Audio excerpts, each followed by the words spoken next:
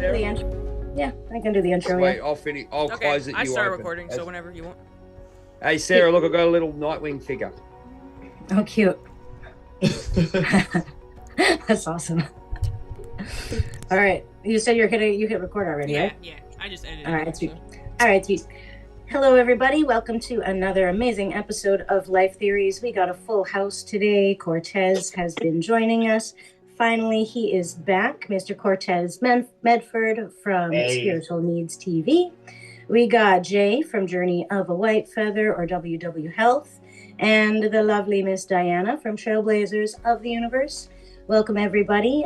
Today's episode, we will be talking about the energy of the Mercury retrograde that is flowing through right now.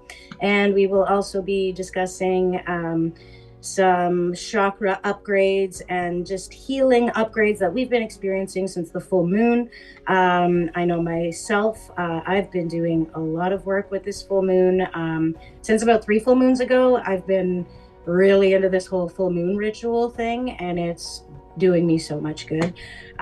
Big shout out to Mia Magic on that one with like hosting these beautiful moon rituals. If you guys are into moon rituals, check her out. Like every month, she's laying down some really good shit, getting you into those really awesome nature loving witchy vibes.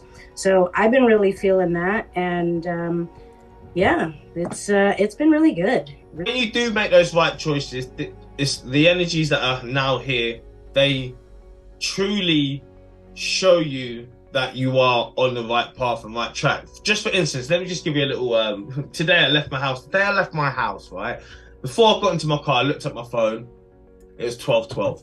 I got into my car, and on the clock in my car is wrong, and it said 11:11. And then I literally drove 20 meters down the road, and the first car I see, it said 444 on the license plate, right? And it was literally in the space of a minute. And I was just thinking to myself, look at that, man. It's amazing when you're so fucking in tuned, and the universe, whatever you want to call it, shows you. Do you know what I mean? Yeah. And it just helps. It really does help, man. I've been getting that a lot. Like over the last probably 3 or 4 weeks, it's like 2:22. 12:22, 1:11, 11:11, and like I'll catch 11:11 a.m. and p.m. and then 1:11 a.m. and p.m. and then I'll catch 12:22 and then 2:22, and it's like, okay, and that's been happening every day for the last like 3 weeks. It's like I do not look at the clock unless it's a double-digit number. It's this really is what I'm strange. saying. What and like what you were saying too, Cortez, about like making the choice, right? Like for me, I haven't drank in a long time. I haven't partaken in any party favors or any of that in a really long time, right? But for me, it's like I'm kind of experiencing the same things of like making the choice, right? It's not about picking up the drink, but it's about how am I going to respond? Mm-hmm. The old version of me would have allowed the triggers to come up and reacted based on my emotional triggers. But the choice that I'm making now is to react from a calm state and to allow myself to acknowledge my own triggers without expressing them outwardly, because that in itself also, it doesn't necessarily create a hangover, but it creates a whole array of different effects, like how other people treat and see you for the rest of the day because you had a freak out, how other people are going to respond to you throughout the day, the energy that you're putting out because you freaked out. It all combines and compiles into something not great happening because you weren't in check with your reactions. So it's like, yeah, my choice is slightly different than yours. I'm not picking up a drink. I'm choosing different words. I'm choosing different reactions, but it's still a choice that if chosen not for the highest good, you can really put yourself on a damaging path by making that wrong choice and putting yourself in that position to really see yourself the day after, like, where is it going to take me if I react this way? Where is it going to take me if I pick up that drink? Really, and like really putting like forecasting yourself into the next day after your reaction or after your choice and seeing where that's going to take you. What kind of life is this going to bring me to if I keep keep on this path, right? And Honestly. then, like you said, the moment that you make those choices for the better, you start seeing those synchronistic numbers. You start seeing all of those little things showing you that, hey, you're on the right path. You did make the right choice. And it's just kind of the universe giving you a nod to be like, yeah, you did the right thing. It's And amazing. I think one of the big things with it is not like, so we talk about your programming, right? So it's like, even when I used to go to NA and stuff like that, right?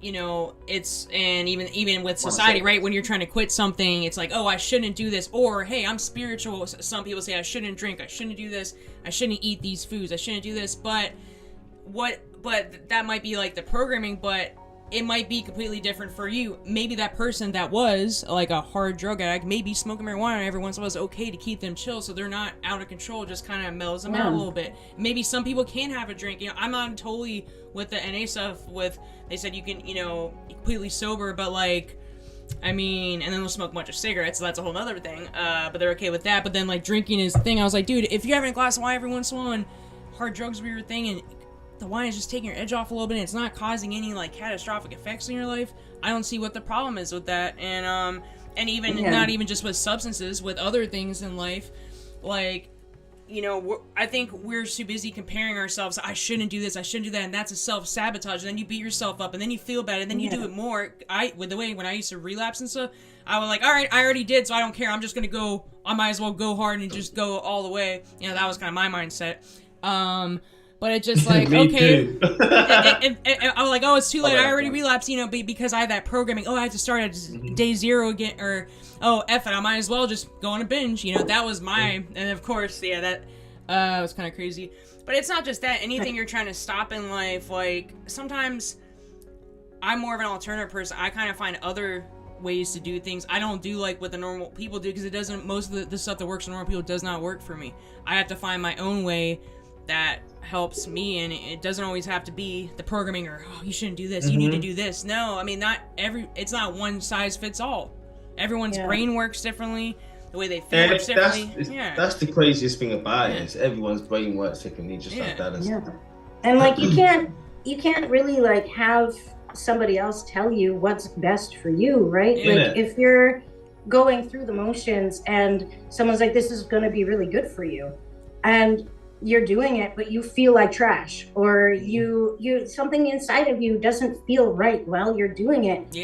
It might be good for them, but that means it's not good for you. And if you're feeling that, it's time to stop doing that. Just because they said it's going to be good for you, if you're not feeling it inside, if something feels off, stop doing it, because that's not good for you. It's not sustainable. It's not going to be sustainable. If you're forcing yourself to do something that your body is kind of giving you signs to stop, or it's fighting against, you're going to start to damage the trust that you have within yourself, because your body is trying to say no to something, but you keep kind of forcing that situation on it because somebody else told you it was going to be good for you. So don't listen to other people. Listen to what your body wants. If you're feeling uncomfortable in an action, if you're feeling uncomfortable in a pattern, if you're feeling uncomfortable consuming something or not consuming something, listen to your body, and listen to that before you listen to other people tell you what's good for you. Your body will always know where you need to be putting your when I'm eating those sweets, and my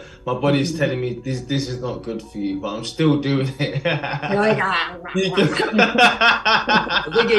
think even in like, you know, making decisions in yourself, like you're used to using a pattern, like say Russell Brand, the big thing I learned from him is all the emotions within us is one word. It comes down to one word. So if you break everything down, break all the layers down to get an idea where you're at. So it's like you can say insecurity, like you go work with your inner child. Say, for example, why are you acting a certain way? Insecurity or self-confidence or whatever. So you can work that out, and then you can start working up and go, okay, how do I get like this? So, you know, and it's good to have the guidance with regards to it. And it's just, and look, it's just a process. And I think a lot of people don't go through the process, because at the end of the day, when you go and have your bad times, or you have those freak out moments, you're not safe. And I think a lot of people don't want to let themselves go because they don't want to be judged or they're not safe.